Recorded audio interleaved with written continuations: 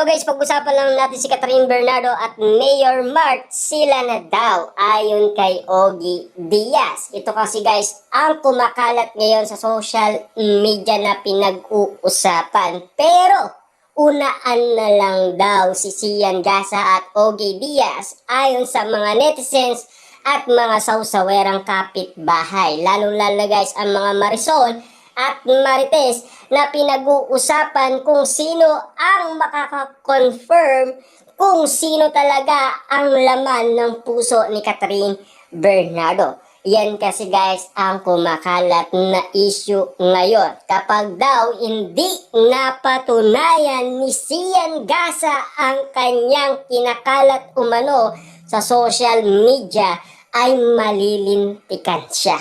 Grabe nga naman guys, no? Pero si Ogie Diaz kasi guys, sinasabi niya, pero ang sinasabi niya ay hindi pa ito true. Pero kino-confirm niya pa, kaya nag-iintay lang tayo ng update. Kasi si Ogie Diaz, meron siyang sinasabi, pero nagpepreno siya, di ba? At alam naman natin guys, kung may katotohanan, kailangan lumitaw kasi guys ang mga resibo at ebidensya. Lalo-lalo na guys, no, wala tayong impormasyon galing umano kay Catherine Bernardo at Mayor Mark ng Lucena. Paano sila nagkikita? Paano sila nag-uusap? At lalong-lalo na, si Catherine Bernardo daw ay pumupunta sa Lucena. At bakit walang updated galing doon? Diba? Kilalang kilala ang isang Catherine Bernardo, isang box office queen at big star. Lalong-lalo guys, popular sa social media at sikat na sikat.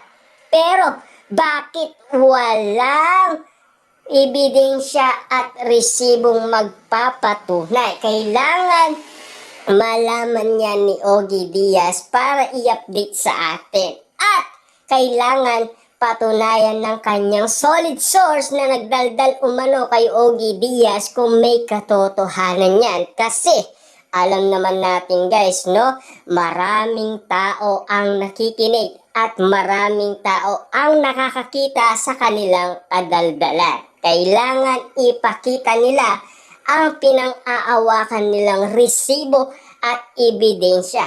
Kailangan isa publiko nila ang kanilang kadaldalan. Lalong-lalo na guys, si Sian Gasa, puro daldal lang, puro bunganga lang, pero wala siyang inilalabas na resibo or ebidensya. Nag-iingay lang sa social media, pero wala naman patunay. Binabanatan niya ng paulit-ulit si Mami Bernardo dahil tinawag siyang fake news. Siyempre guys, no, wala naman kasing katotohanan ang dinadaldal umano ni Sian Gasa. Ayon sa mga Katniel fans dahil hindi sila believe umano kay Sian Gasa. Kasi ayaw niya umanong patunayan sa maraming tao, lalong-lalo na sa mga Katniel fans. Para nga naman kasi guys, maging katotohanan ang kanyang kadaldalan.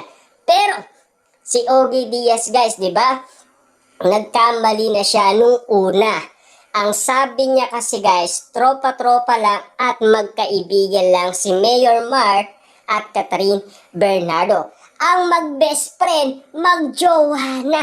Di ba? Kailan lang ipinarating sa atin ni Ogie Diaz na magkaibigan lang. Kasi merong bali-balita na binasted daw ni Catherine Bernardo ang isang batang politiko.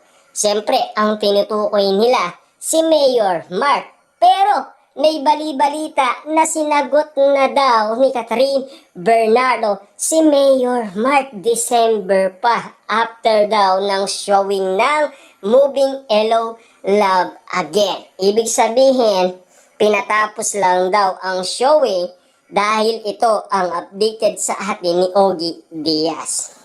Kaya naman pala guys, pinag-uusapan, sumuko si Alden Richard. At lalong-lalo na wala itong masabi dahil wala naman siyang ka-Valentine's umano. Pero pinag-uusapan ng mga Dilulo fans at mga netizens at ng mga sawsawerang kapitbahay kung sino ang nagpapadala ng bulaklak kay Catherine Bernardo. Walang iba kundi si Mayor Mark ng Lucena. At siyempre, kilig na kilig kasi guys ang karamihan, lalong-lalo na guys ang mga Dilulo fans na akala nila ito ay galing umano kay Alden Richard. Ang hindi nila alam, galing ito kay Mayor Mark ng Lucena.